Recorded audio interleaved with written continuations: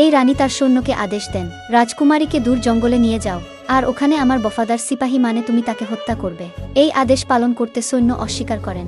তখন রানী রেগে যায় এবং সিংহাসন থেকে উঠে দাঁড়ান এবং সৈন্যকে বলেন, রানীর আদেশ না পালন করলে এর সাজা কি হতে পারে তোমার জানা আছে নিশ্চয়ই।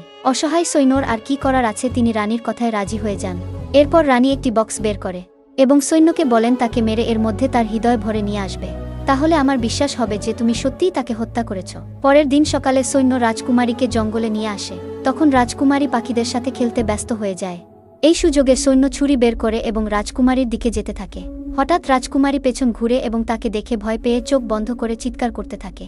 সৈন্য তাকে মারতে যাবে তখন তার বুকটা কেঁপে উঠে আর হাত থেকে ছুরি মাটিতে ফেলে দেয়, কারণ এই হাতেই রাজকুমারী বড় হয়ে উঠেছে। সৈন্য মেয়েটির কাছে ক্ষমা চায় এবং তাকে বলে, রানী তোমার প্রাণ নিতে চায়, তাই তুমি এখান থেকে অন্য কোথাও চলে যাও। মেয়েটি সৈন্যর কথা শুনে সেখান থেকে দৌড়িয়ে পালাতে থাকে। সে পালিয়ে